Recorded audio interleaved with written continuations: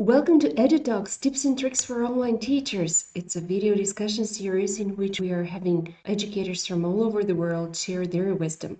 Subscribe to our YouTube channel and follow us on social media.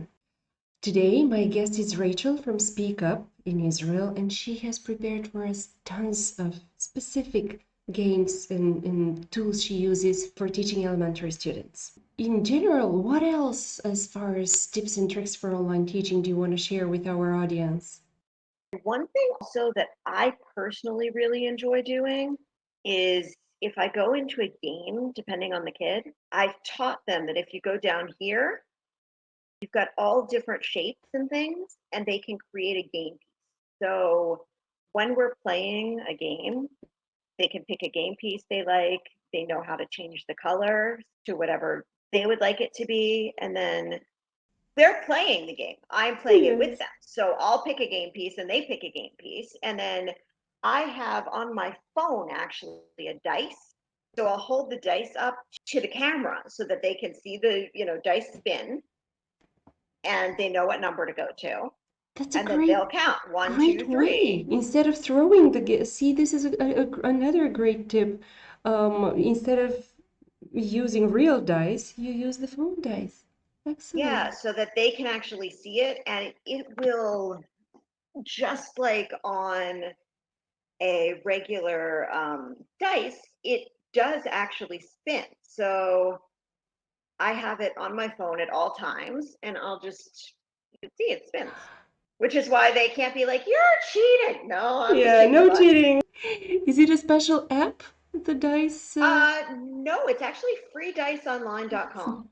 And the thing also that's nice, you can change the amount that'll show up on the dice. Yeah, So certain games I want 6, certain games I want 4, beautiful. or I want 3. So I can change how many, like what the number is, the maximum that can be on the dice. Excellent. I So, want to be a kid in your class. and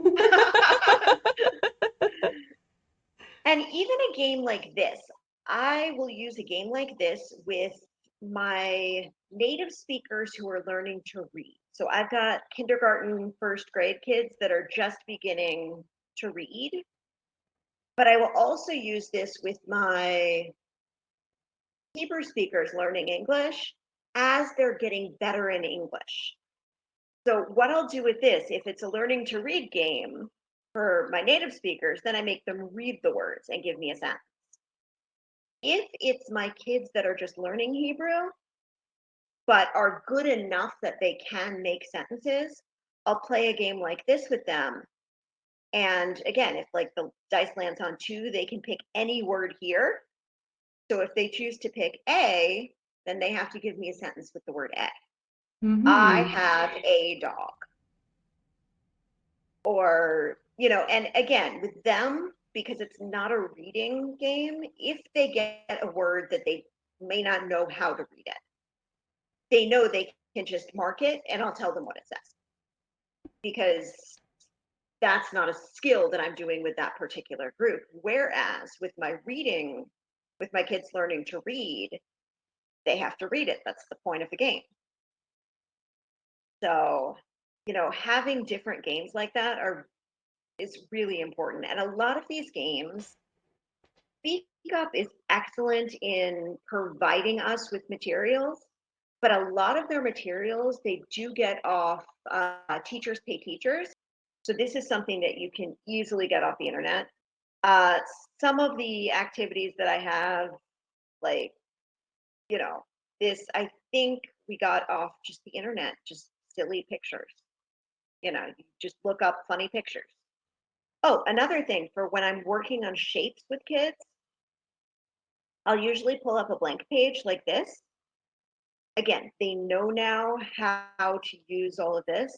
Yeah. I'll say, okay, let's go ahead and make a picture, but we need 4 triangles, 3 circles, and a square or whatever. So they'll go in and make their picture using, whatever shapes I've told them. And they can make whatever picture they want. Or if I'm practicing colors, again, that's more with my kids just learning English and my younger kids. I'll say, okay, you need to use the colors green, purple, and red. So they can do whatever they want with them, but they have to use those colors in the picture, and then they get to make a picture, which they love to do. Yeah, They love and it teaches them creativity, gives them the absolutely, freedom to choose what happens in a class, in a way, with absolutely. the preliminary instructions from you. Excellent. Yeah. Again, on here, so I'm teaching skills. I may, be pulling up, this and have them mark things that start with a D and then say, okay, go find something in your house that starts with a D and bring it back to me. So they get up from their computer, they get up from their chair, they move. Or I may even say, go bring me, I mean, almost everybody has dice in their house. Go bring me dice specifically. Yeah. Yeah. So, it really helps. But the one thing I am definitely going to say, pay attention to the kids' level of excitement. And there are times where I think that what we're doing is going well, but I will say to them, do you want to do this again or do you want to move on? So I'll just literally ask them Ask. how they're feeling about it. At the end of a lesson, I'll message the parent usually and say, well, at the end of like when I first started with the kid and I don't know them quite well, I'll say, what things did they like? What things did they not like? If it was something that they didn't like, I'm not going to do it again. It's boring to them. I've done, I'll do several activities and I may find out they hated this. It was really boring to them. Okay, well, then I'm not going to do it again because then they're going to be bored every lesson. Whereas there's something else that they're like, oh, they loved this activity. Okay, cool. Then we can do that activity and I can tailor it into many, many different things. Yeah. That's also important, making sure you are flexible, that you can change the activity if you need to, and that you can take the same activity and tailor it into different things. Beautiful. It's so important to be able to do that. And practicing ahead of time, making that template ahead of time so that you know what you have available is a really great way to know how to tailor things to make it to make it new and fun, even though it's the same thing you just did. And I want to thank you once again for sharing your wisdom and your specific tips and tricks for online teachers, because, yeah, there was a lot of valuable resources here. Thank you very much for this. If you liked the discussion with Rachel and if you want to see more of those, click the bell button, follow us on social media. You can put a comment below, or if you would like to be interviewed, I'll be more than happy to hear your shared wisdom on tips and tricks for online teaching.